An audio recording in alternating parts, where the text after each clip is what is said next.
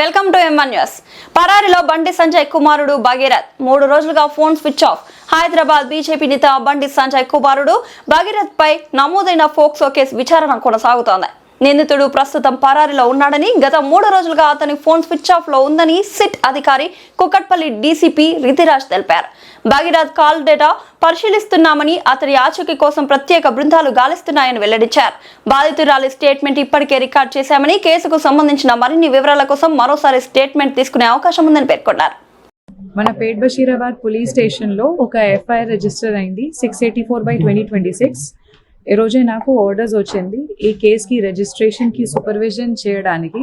అందుకే నేను ఈరోజు పేట్ బషీరాబాద్ పోలీస్ స్టేషన్ వచ్చాను.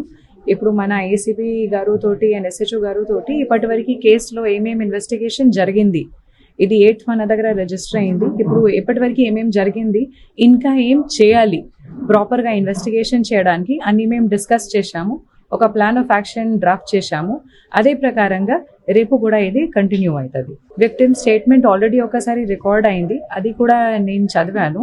ఇంకా ఫర్దర్గా మేము ఇంకా దీనిలో కొన్ని ఇన్ఫర్మేషన్ ఇంకా మనకు కావాలి. అందుకే మేము మళ్ళీ ఒకసారి ఆమెతోటి మాట్లాడతాం. ఇది మనకు అతను దొరికితే, అతనికి ఆఫెన్స్ ప్రూవ్ అయితే మేము ఖచ్చితంగా అరెస్ట్ చేస్తాం. ఒక పాక్సో కేసు మన దగ్గర రిజిస్టర్ అయింది.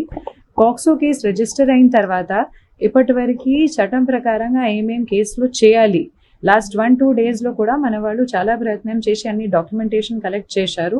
అక్యూజ్ గురించి కూడా మేము ఇప్పుడు ఇన్ఫర్మేషన్ CDR నుంచి మేము ప్రయత్నం చేస్తున్నాము. మనకు దొరికితే అతన్ని మేము ఖచ్చితంగా పట్టుకుంటాం. నా కోసం ఇది మన పోలీస్ స్టేషన్లో ఒక పాక్సో కేసు రిజిస్టర్ అయింది. ఇది విక్టిమ్కి ప్రాపర్గా జస్టిస్ ఇవ్వడానికి మన బాధ్యత ఉంది. కేస్ కంప్లైంట్లో ఏమేమి ఉంది అది అన్ని వెరిఫై చేసి ప్రాపర్గా